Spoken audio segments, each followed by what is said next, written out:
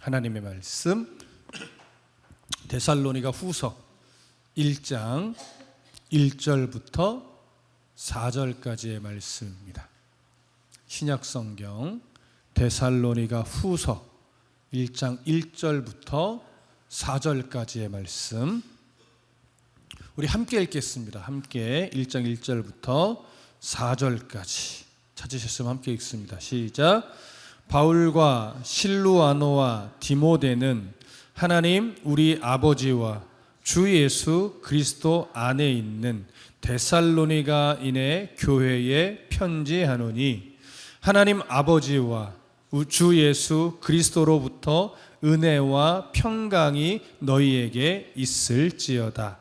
형제들아, 우리가 너희를 위하여 항상 하나님께 감사할지니 이것이 당연함은 너희의 믿음이 더욱 자라고 너희가 다 각기 서로 사랑함이 풍성함이니 그러므로 너희가 견디고 있는 모든 박해와 환난 중에서 너희 인내와 믿음으로 말미암아 하나님의 여러 교회에서 우리가 친히 자랑하노라. 아멘.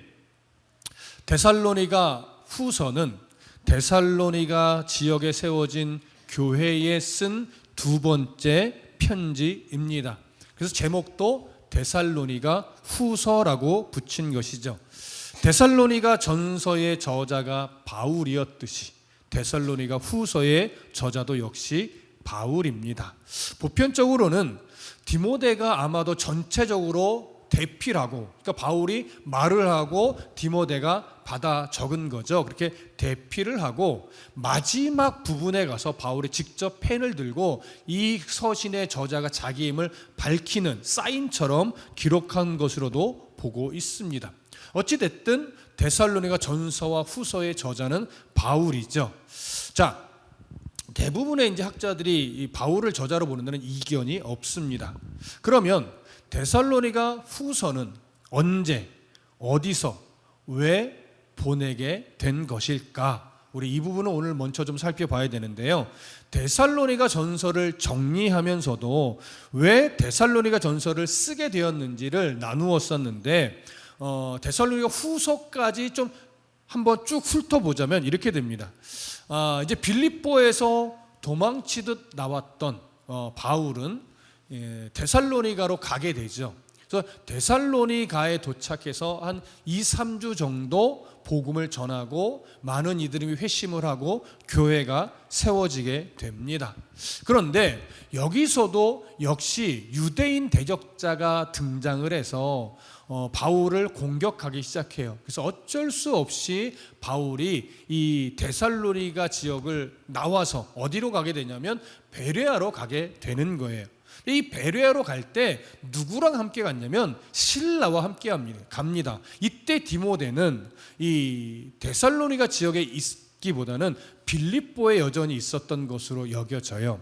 자, 그래서 빌립보에 있던 디모데가 바울이 베레아로 갔을 때 베레아로 찾아와서 같이 합류를 하게 됩니다. 어차피 이 여정은 바울과 실라와 디모데가 함께 계속 가는 여정이었거든요. 그러다 보니 상황에 따라 누구는 잠시 어디에 더 머무르기도 하고 때로는 누구는 어디를 먼저 보내기도 하고 이러면서 헤어졌다가 다시 모였다가 헤어졌다가 다시 모였다가 이런 일을 좀 반복했습니다. 그렇게 해서 베레아에서 실라와 디모데가 이제 함께 만나게 됐는데 유대인 대적자가 이 베레아까지 찾아오게 된 거예요. 그래서 이때 너무나 급한 마음에 실라와 디모데를 베레아에 놔두고 바울만 남쪽의 아가야 지방에 있는 아덴, 지금의 아테네로 내려가게 된 거예요. 자, 그 아테네에 있으면서 이제 실라와 디모데가 또 내려와서 다시 합류하여 만나게 됩니다. 아덴에서 바울이 실라와 디모데를 만난 이후에 실라는 어디로 또 보내냐면 빌립보로 보내요. 왜 보내냐면 거기 가서 이제 이 전도 여행에 우리가 자금이 떨어졌으니 후원금을 좀 받아오라는 거예요. 빌립보는 그 준비가 되어 있는 교회였으니까. 그래서 실라는 빌립보로 보냅니다. 그리고 디모데는 어디로 보내냐면 데살로니가로 보내요.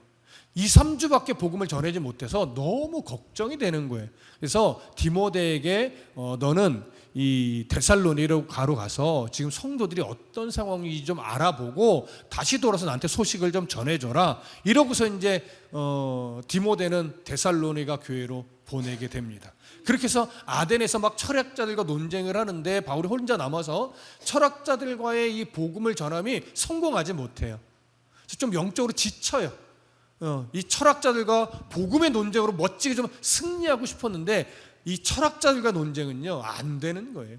그래서 좀 지친 마음으로 고린도에 와서 사실 많이 지쳤었죠. 근데 그때 바울에게 위로가 된 사람들이 브리스길라와 아굴라 부부예요. 그래서 이 내외와 함께 천막을 만들면서 지친 마음에 좀 힘을 얻고 그렇게 또 복음을 전하고 있었습니다.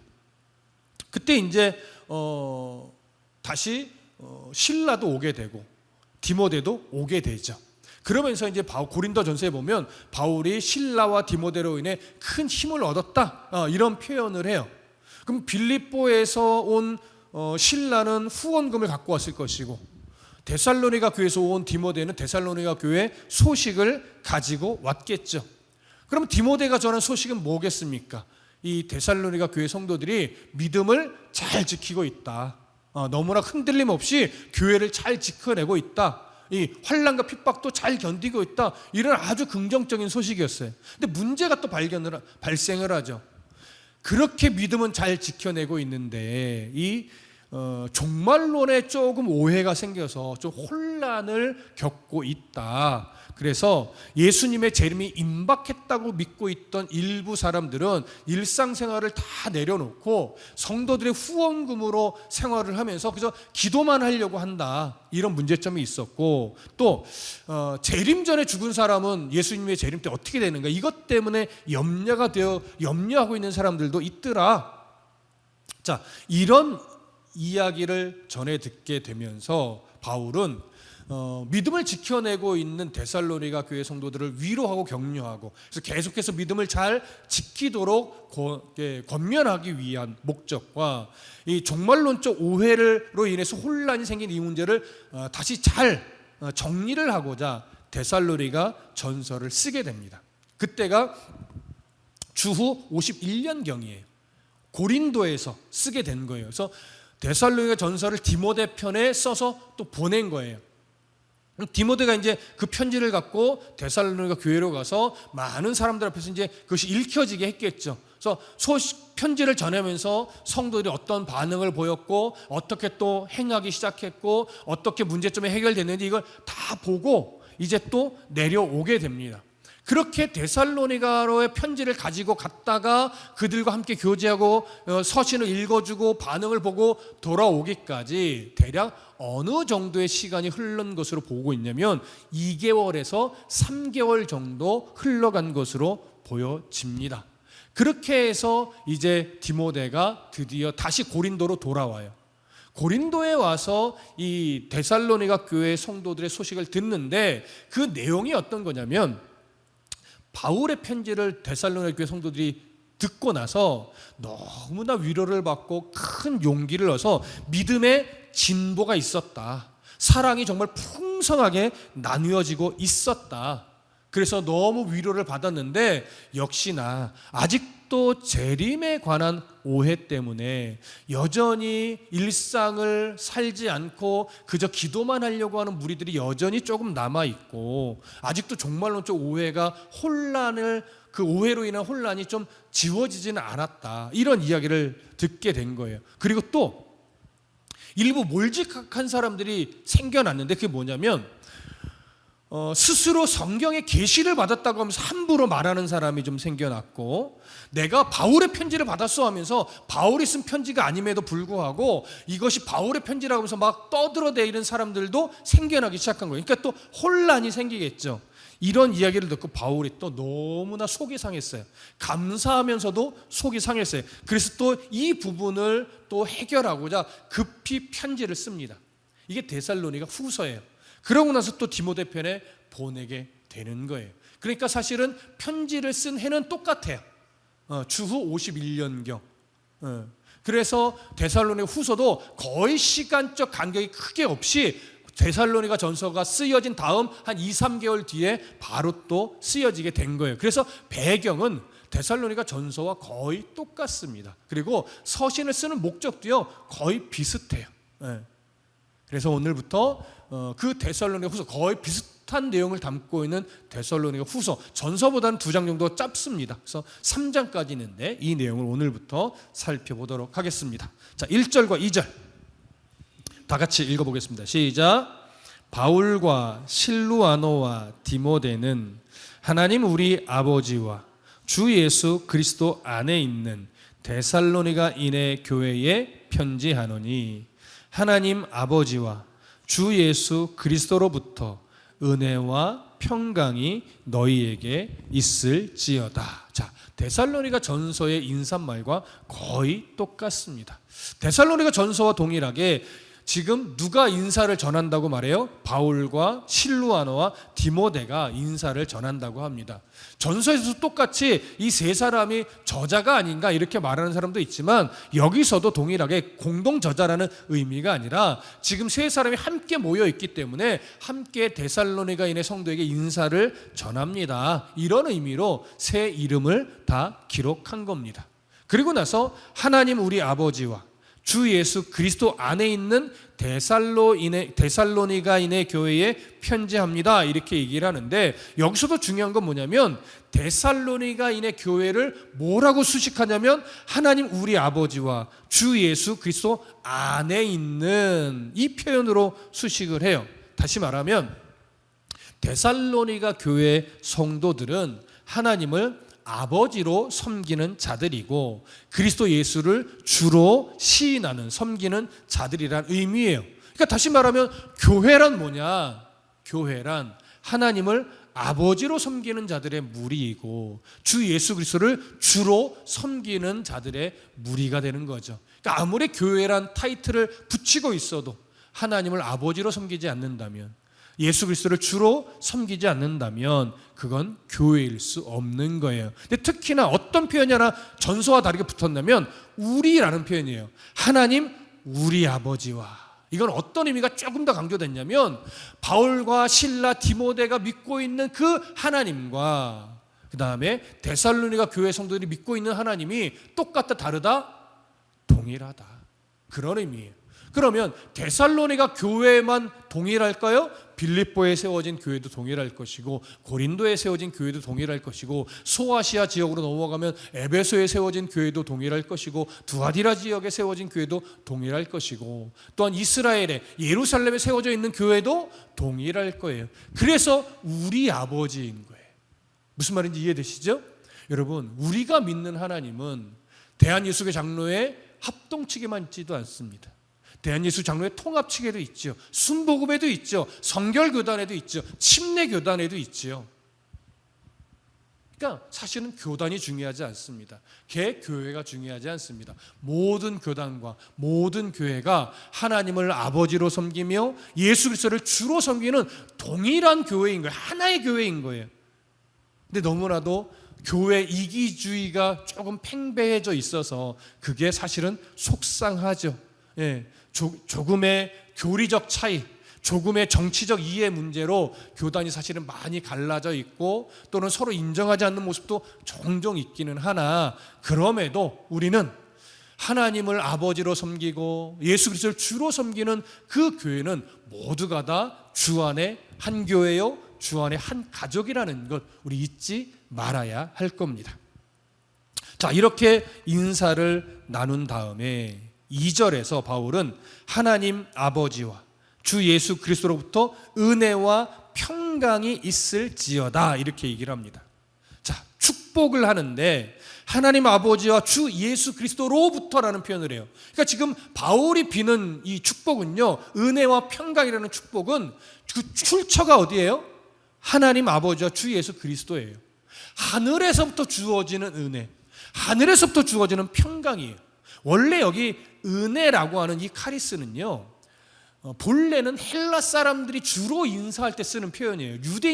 유대식 인사 표현이 아니에요. 유대식 인사 표현은 뒤에 나오는 평강이에요. 샬롬, 에이레네라고 하는 것이죠. 이게 원래는 주로 유대인들이 쓰는 인사말인데 바울은 두 가지를 다 사용을 합니다.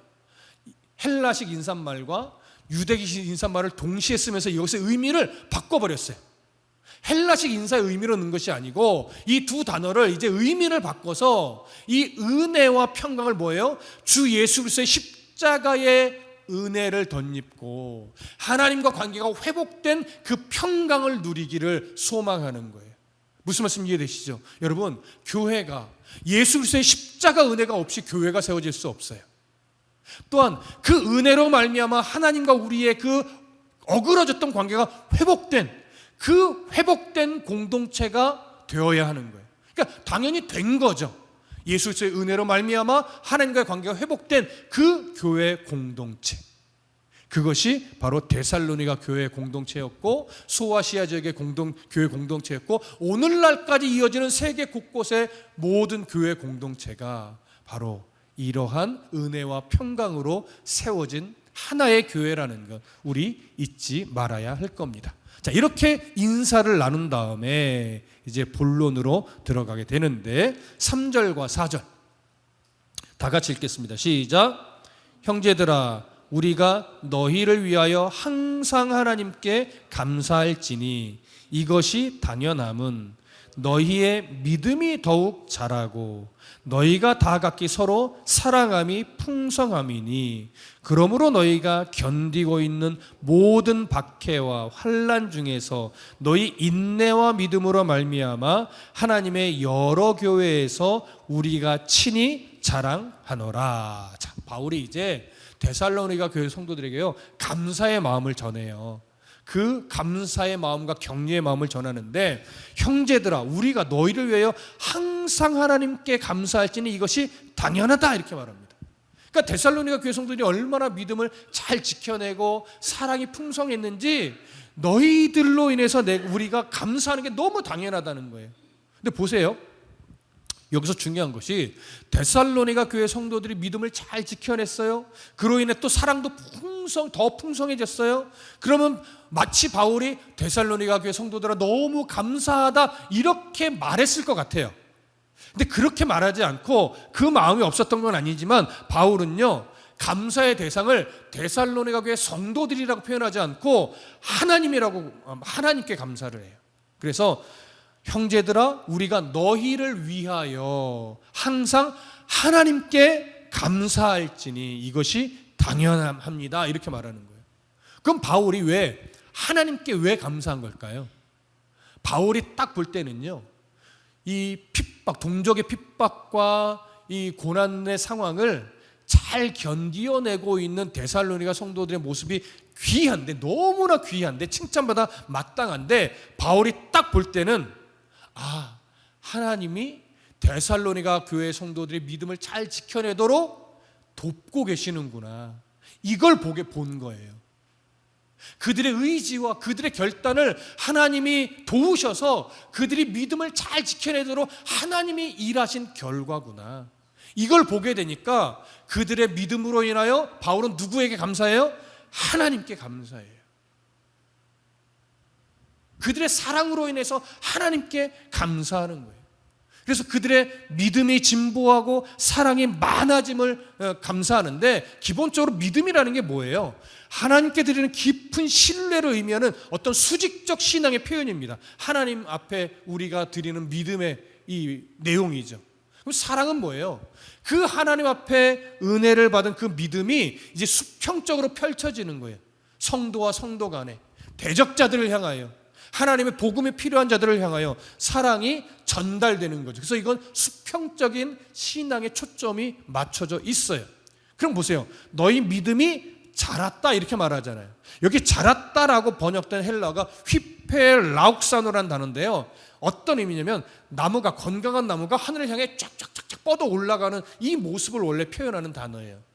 그러니까 바울은 성도들의 믿음이 복음을 받았던 그 순간, 요 때를 기준으로 보면 약 7, 8개월 전이 되는 거예요.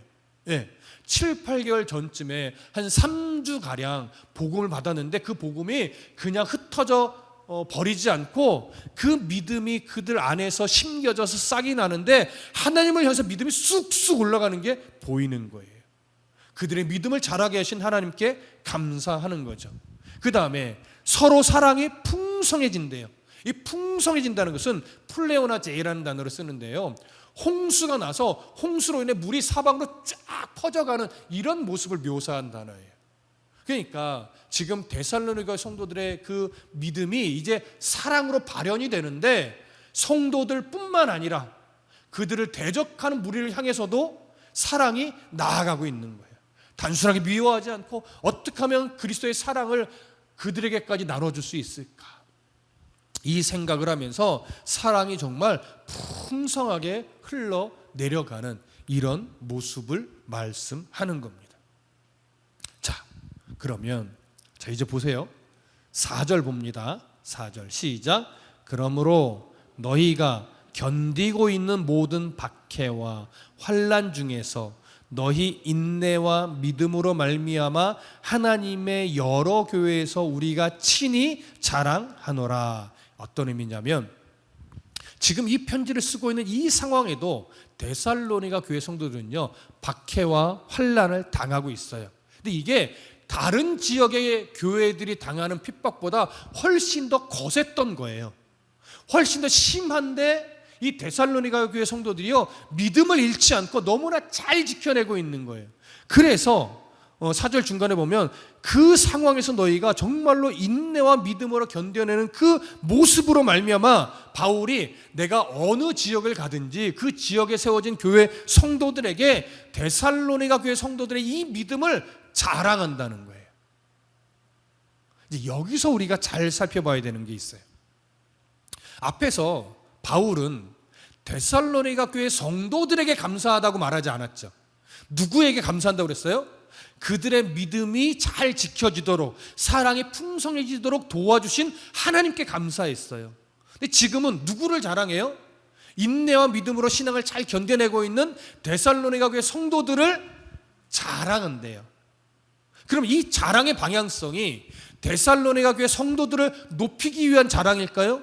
그게 아니란 말이에요.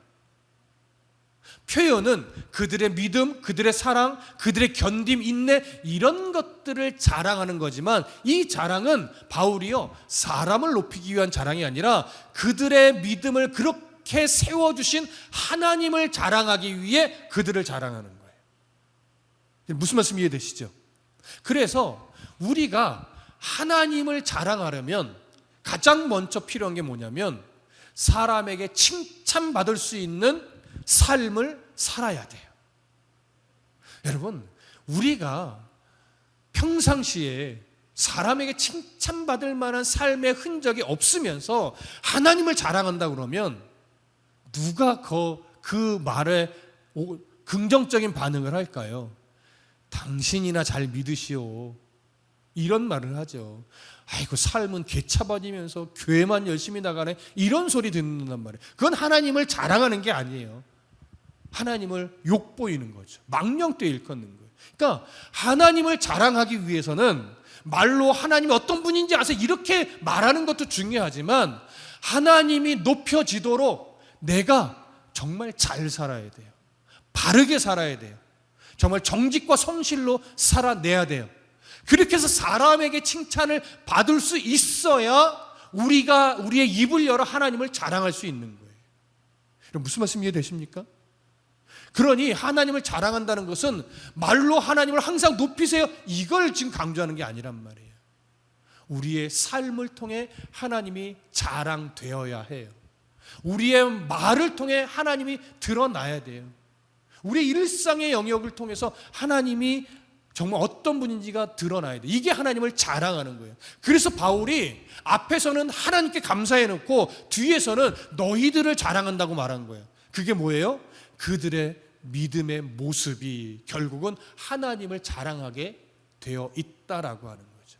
그래서 우리들의 일상이 너무나 중요한 겁니다. 일상을 빼놓고 하나님을 자랑할 수가 없는 거예요. 그래서 우리의 일상이 얼마나 소중한지 일상의 가치를 빨리 깨달으셔야 우리의 삶을 통해 하나님이 자랑이 되겠구나. 저도 가끔, 거의 없지만 가끔 외부 집회를 나가서 설교를 하게 되면 저희 교회 성도들을 자랑해요. 우리 집사님은, 우리 권사님은, 우리 장로님은, 우리 청년들은 이러면서 자랑을 해요. 하지만 그 자랑의 초점이 그 사람을 높이기 위함일까요? 그렇지 않아요. 그 집사님을 그렇게 인도하신 그 하나님을 높이게 되는 거예요. 그 권사님을, 장로님을, 청년들을 그렇게 은혜를 베풀고 인도해 가신 그 하나님을 높이기 위해 사람을 이야기하게 되는 거죠. 여러분들도 어디 가면 저를 자랑해 주십니까? 그럼 저를 자랑해 주시는 게 저를 높이기 위함일까요? 아니요. 그렇게 되면 잘못 자랑하시는 거죠. 저를 통해 증거되어지는 그 하나님의 말씀이 얼마나 달고 놀라운지 그 하나님을 자랑하기 위해 때로는 저를 자랑해 주십시오. 근데 제가 자랑이 돼서 하나님이 자랑이 되려면 제가 끝까지 어떻게 돼요? 올바르게 말씀을 전하고 전하는 대로 올바르게 먼저 살아내는, 여기에서 실패하지 말아야 여러분들이 저를 자랑할 때 저를 통해 하나님이 자랑되는 거예요. 여러분들이 잘 살아주셔야 제가 여러분들을 자랑할 때 여러분들을 통해 하나님이 자랑되는 거예요. 그래서 같이 가는 겁니다. 여러분, 하나님을 자랑할 수 있는 삶을 살아내십시다. 우리의 언행심사가 하나님을 자랑하는 언행심사가 되도록 정말로 잘 살아내 주시기를 간절히 소망하고 축복합니다. 기도하겠습니다.